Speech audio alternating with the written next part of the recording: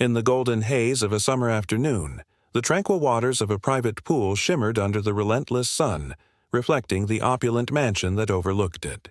This was no ordinary retreat. It belonged to Marcus Hale, a self-made black millionaire whose tech empire had reshaped industries and amassed fortunes beyond most dreams. He lounged on a recliner, the cool mist from the waterfall feature kissing his skin, his mind drifting to the algorithms that had propelled him from humble beginnings to this pinnacle of success.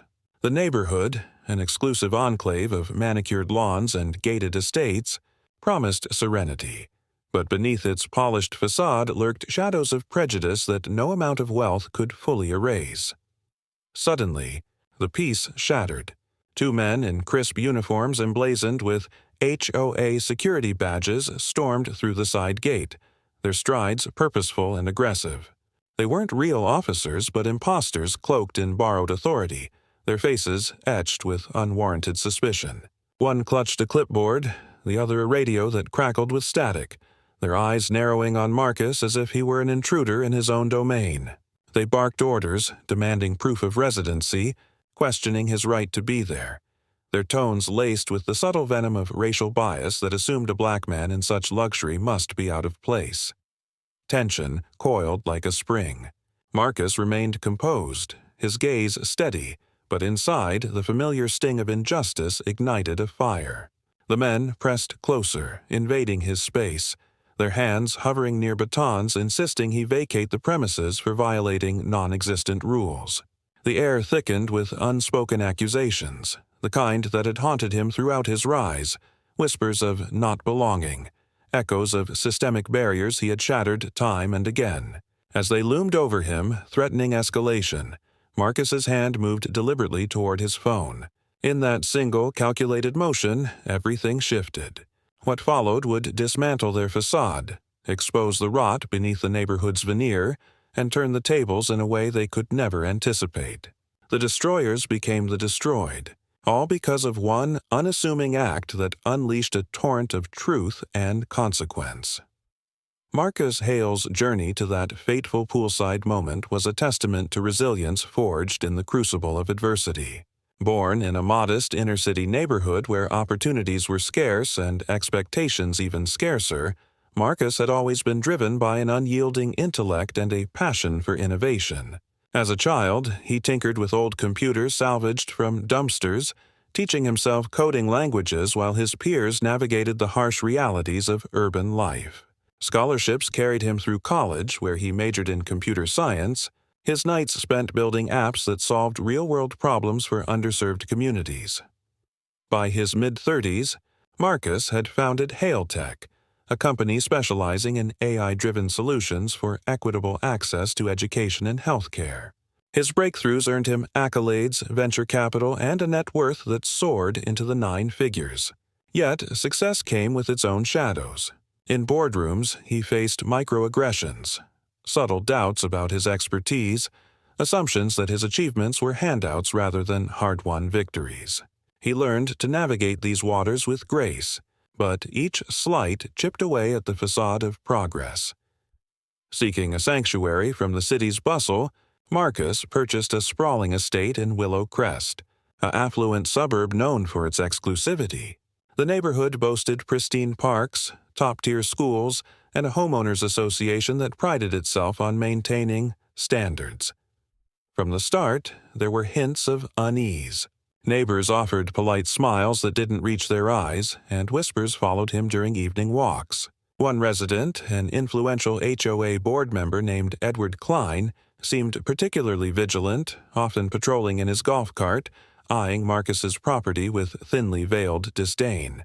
Klein, a relic of old money, embodied the entitlement that viewed newcomers, especially those who didn't fit the traditional mold, as threats to the status quo.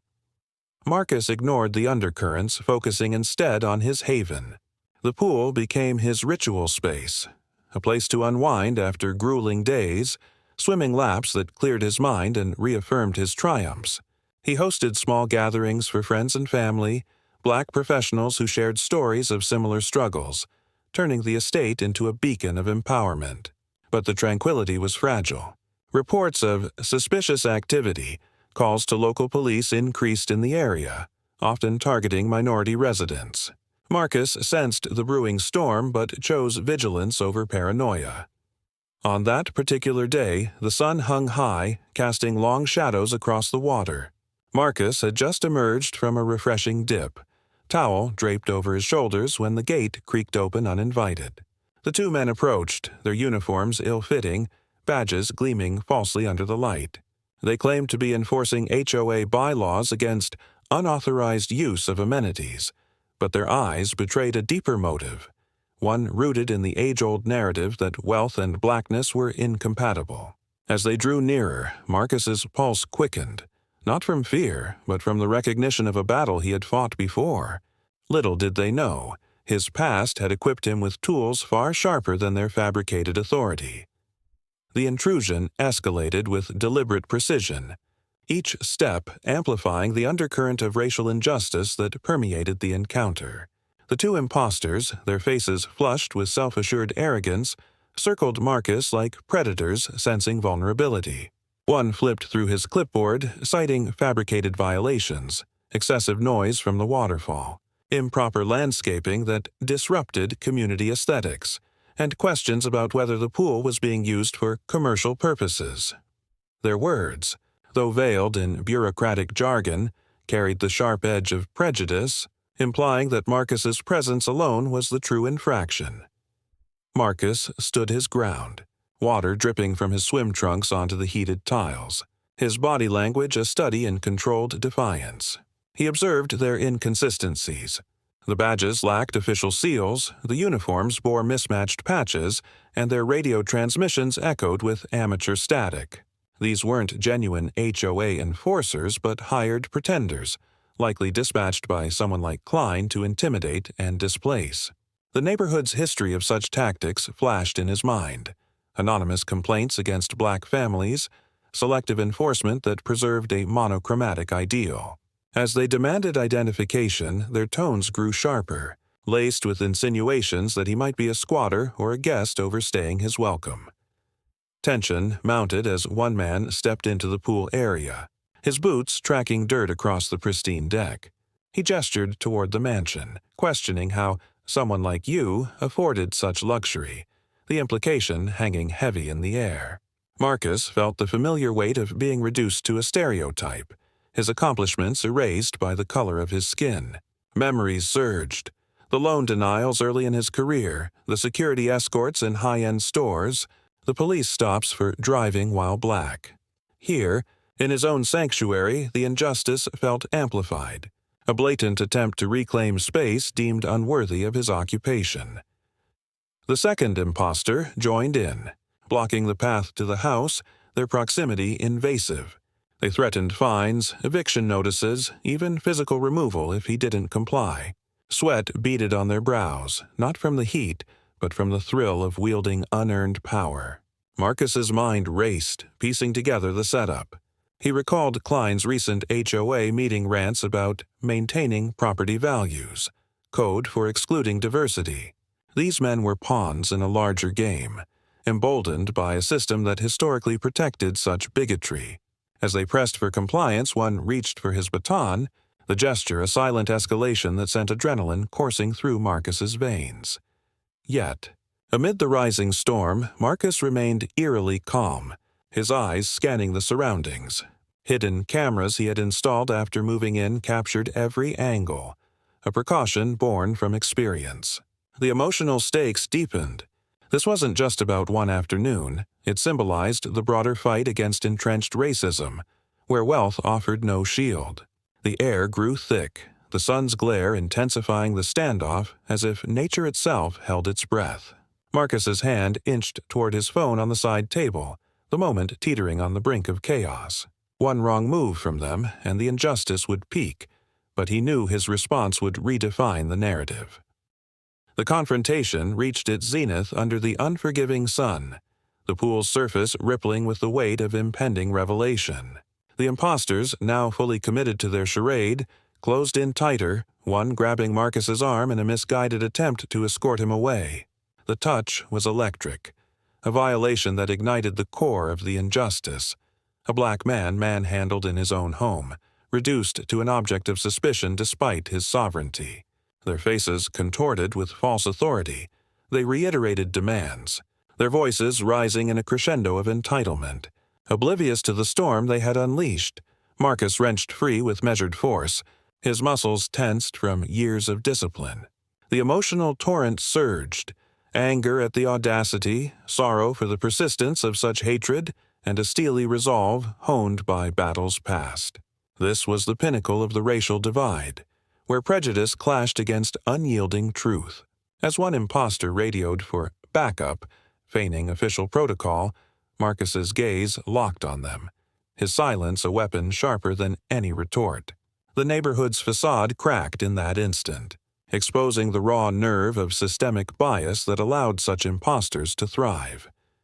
In one fluid, decisive move, Marcus seized his phone and pressed a single button, a custom app he had developed himself, integrated with his home security system and linked directly to local authorities. It wasn't just a call, it was a digital takedown, activating live feeds from the concealed cameras, streaming irrefutable evidence to a network of allies, including civil rights organizations and law enforcement contacts he had cultivated over years of advocacy. The app's algorithm flagged the incident as potential hate crime activity, alerting a rapid response team while simultaneously uploading footage to secure servers. The shift was immediate and devastating. Sirens wailed in the distance, growing louder with each passing second as real police vehicles converged on the estate. The imposters froze, their confidence evaporating like mist in the heat. Panic etched their features as they realized the gravity of their deception. The uniforms rented, the badges counterfeit, their mission a hired hit from Klein to harass and humiliate. Marcus stood tall, the phone in his hand a symbol of empowerment, his one move unraveling their entire scheme. Chaos ensued as officers arrived, badges gleaming authentically under the sun.